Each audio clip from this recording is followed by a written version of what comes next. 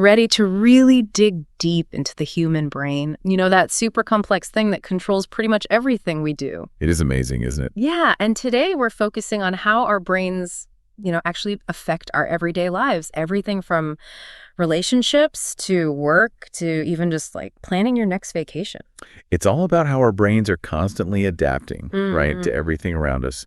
And a lot of times we don't even realize it's happening. It's true. We're going to be diving into a fascinating conversation with Dr. Tali Sharot, neuroscientist and author of Look Again. Oh, interesting. Yeah, she was featured on this YouTube channel, The Diary of a CEO, and she had some incredible insights to share. I bet.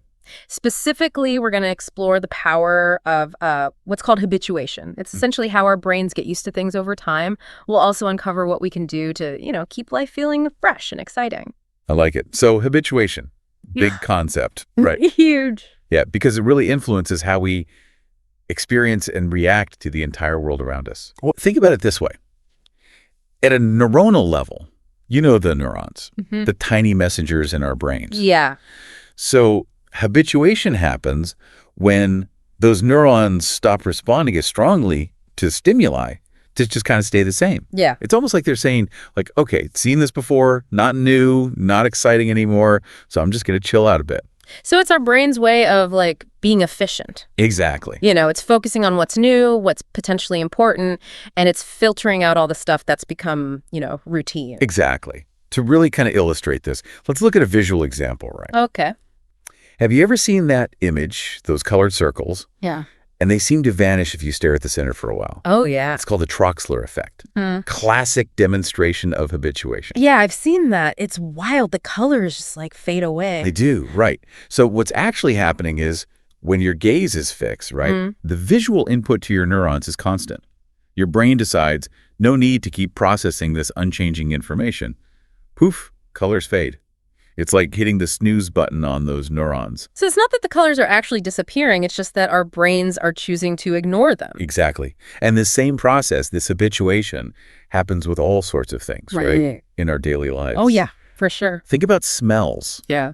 You put on perfume in the morning, strong, but then as the day goes on, you stop noticing it. Or traffic outside your window. Constant. But your brain tunes it out. It's true. It's true. And here's the thing. This applies to the good stuff, too. Oh, you mean like even when something amazing happens, we eventually just get used to it and that initial like thrill fades away? Yes. That joy we experience from good stuff, even like big life changes, it can diminish over time. It's like our brains have this like internal reset button. Tries to bring us back to a baseline level of happiness. That's kind of a bummer, though. I mean, it's great that we can adapt to tough situations, but it also means that even like the good times don't last forever. Right. It's the paradox of habituation. Yeah. Double-edged sword, right? But this is where things get really interesting. So Dr. Sharot points out that this habituation process, it applies to, well, both the positive and the negative experiences. So wait, you're saying that it's not just that, like, we get used to good things and they become less exciting. We also get used to bad things and they bother us less over time. Exactly. Think about it, right? Have you ever been on vacation? Oh, yeah. Love vacations. Who doesn't? Right. And you notice how those initial firsts are the most exciting. That first glimpse of the ocean, that first taste of the local cuisine. Oh, yeah. But then as the days go by, the novelty wears off a bit. Yeah, it's true. It's your brain, experiencing something new and exciting. But that same habituation that kind of dampens the thrill of a vacation, well, it can also make us less sensitive to, well, those negative situations. Okay. We can get used to things like, a stressful work environment, a relationship that's not fulfilling, even, bigger societal issues that we might otherwise, feel compelled to change. Yeah. We got to get used to them. That's a bit scary. Like, it's like our brains are tricking us into just like complacency even when things aren't good. Well, it's not like intentional trickery. It's just how our brains are wired. Yeah. But by understanding this, we can start to become more aware of what we might be, habituated to in our own lives. So that's a good point. It's a crucial first step. Yeah. Makes you wonder how this plays out, in our relationships, both personal and professional. Right. How does habituation affect those close bonds we form and the way we approach our work? Big questions.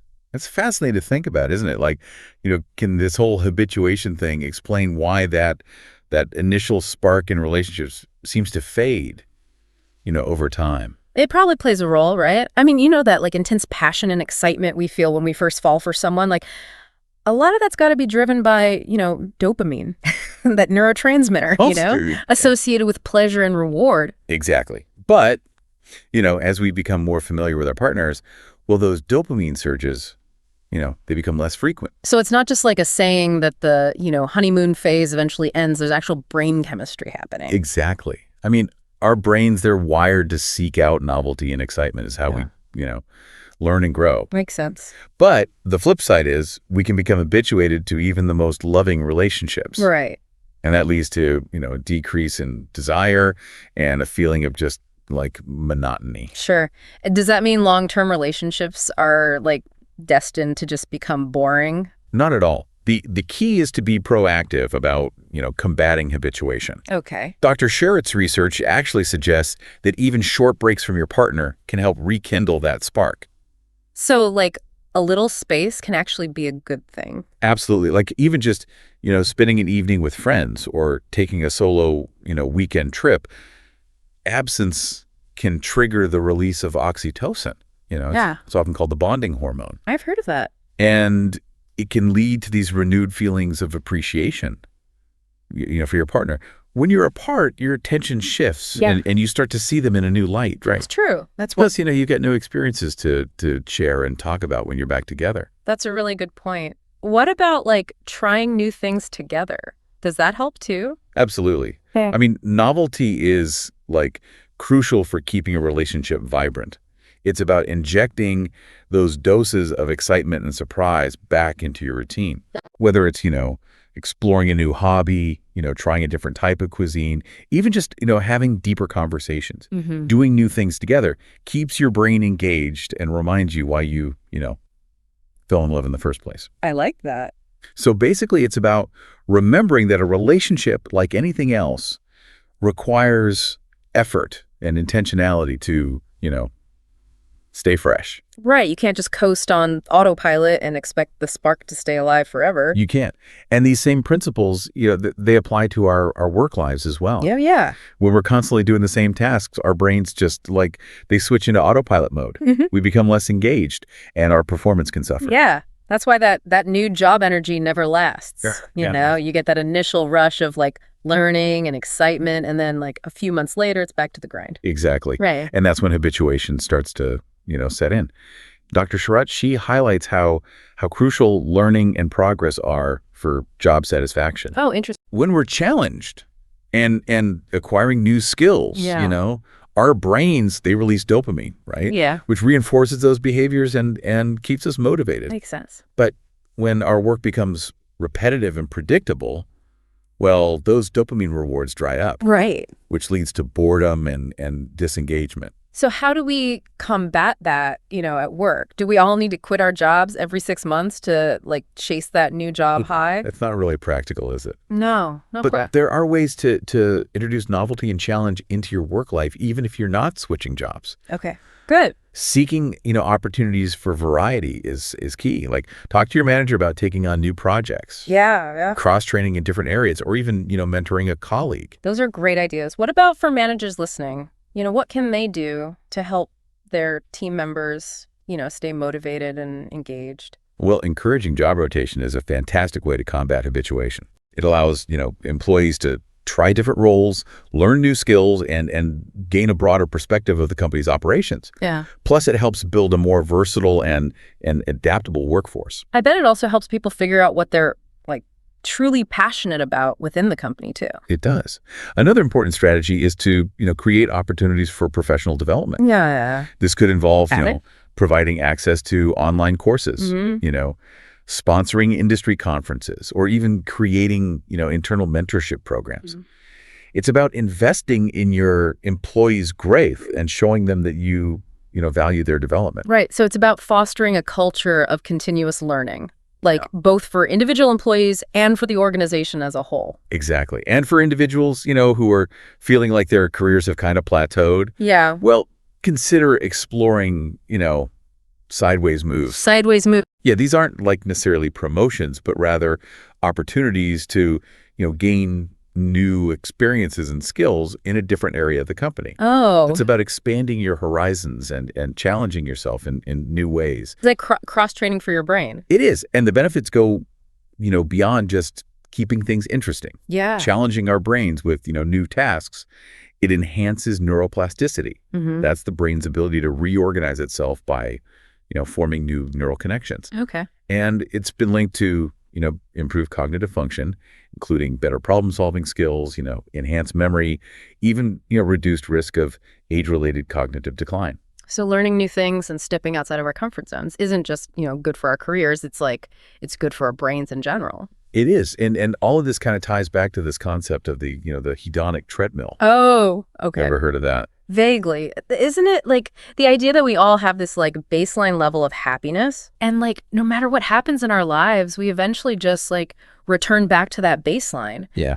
Even if we win the lottery or achieve, some major goal, the initial euphoria fades and we just we end up back where we started. That's the gist of it. Yeah. Kind of suggests we have this this set point, right, for happiness. And even after big life events, we tend to adapt and return to that set point. That sounds kind of depressing. No matter what we do, we're always going to end up back where we started. It's not necessarily about being, stuck. Okay. It's more about understanding that happiness, it isn't like a destination. It's a process, an ongoing journey. And, while we might have a genetic predisposition towards a certain level of happiness, research suggests that we can actually raise our baseline. Oh, that's good. Over time through, intentional practices. So it's not about chasing after some elusive state of perpetual bliss. It's more about cultivating habits and practices that support our well-being over the long term. Exactly. And habituation, it plays a key role in this whole process. Okay. So, double-edged sword, right? Yeah. It can make even the most amazing experiences feel, less exciting over time. Yeah. But it also allows us to bounce back from, setbacks. Yeah. And adapt to new challenges. So it's not all bad news? No, definitely not. But it does highlight the importance of being mindful of how habituation affects our lives. Right. If we understand how our brains, adapt to both the good and the bad, we can make more conscious choices to keep things interesting. Yeah. To seek out, growth and novelty and to cultivate those practices that truly nourish our well-being. It makes you think, if we're always adapting, what does that mean for our creativity? Can we actually train our brains to be more innovative, come up with new ideas? Yeah, that's a great question. Can we? Well, Dr. Sharot had some really fascinating insights on that, actually. Yeah. Her research shows that people who habituate more slowly, meaning they continue to react to familiar stimuli, well, they tend to be more creative. Wait, are you saying that if I get bored easily, that could be a sign of creative potential? It could be. Think about it. When we habituate quickly, our brains filter out a lot of information. We stop noticing all those subtle details and nuances that might seem irrelevant. Right. But for those who habituate slowly, well, their brains are constantly absorbing all those little details. It's like their mental filters are set to a wider bandwidth. So it's their brains are giant mixing bowls. Right. Just constantly swirling with all sorts of ideas and observations, just waiting for those aha moments. Exactly. And those seemingly random bits of information can combine in unexpected ways, leading to new insights and innovations. I like that. Dr. Sharot actually talked about a study, where participants listen to a repeated sound, and those who continue to react to the sound, meaning they hadn't fully habituated, right? Well, they were more likely to have, patents, art exhibitions, and other signs of creative output. Wow, that's fascinating. So how can we tap into that? Is there anything we can do to boost our creativity through, dishabituation, even if we don't naturally habituate slowly? Absolutely. One of the simplest yet most effective strategies is to just change your environment. Okay. Even small changes, like working in a different room or taking a walk outside. It can, shake up your routine and help you see things from a fresh perspective. Yeah, I've definitely noticed that. Sometimes, when I hit a writing block, All it takes is just like a change of scenery, and then boom, it's like my creative juices start flowing again. It's like you're giving your brain a mini vacation. I like that. Another powerful strategy is to, engage in activities outside your normal routine. Things like, taking a dance class, learning a new language, trying a different type of cuisine, Yeah. anything that exposes you to new experiences and challenges your brain to think differently. So it's about embracing variety and stepping outside of our comfort zones. I like it. But what about like the role of social media in all of this? It seems like we're constantly bombarded with information and stimulation these days. Right. Doesn't that make us habituate even faster, leading to, like shorter attention spans and a constant craving for novelty? That's a great point. Social media, it can be a double-edged sword, Yeah. when it comes to habituation. On the one hand, it exposes us to a vast amount of information and it connects us with people from, all over the world. But on the other hand, it often presents this curated, idealized version of reality. Mhm. And that can fuel unrealistic expectations in a sense of, inadequacy. Yeah, it's like we're constantly comparing ourselves to everyone else's, highlight reel, which can make our own lives seem pretty dull. Exactly.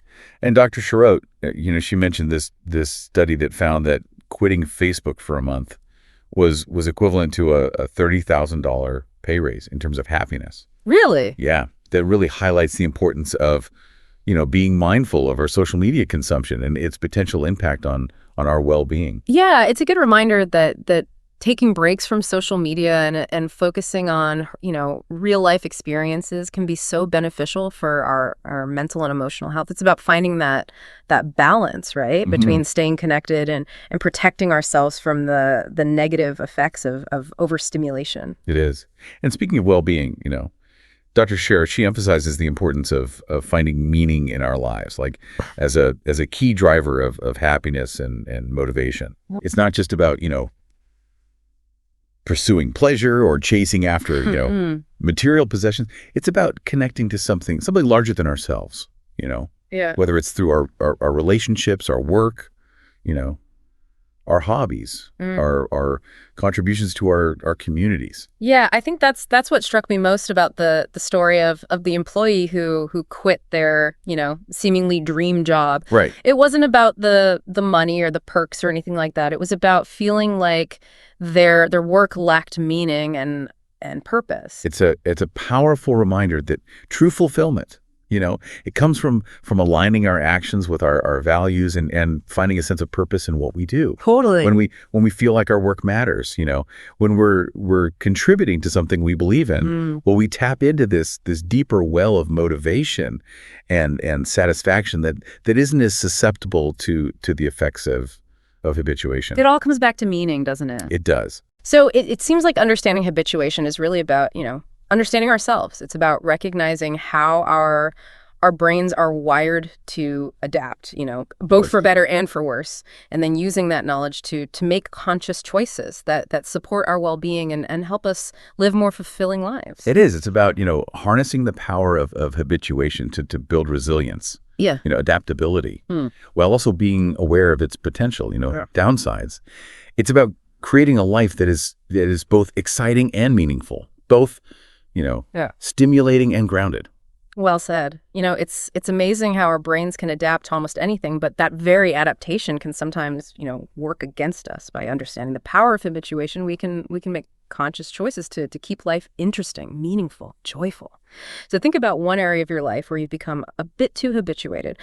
What small experiment could you try this week to shake things up and rediscover some excitement? Till next time, keep those brains engaged and those experiences fresh.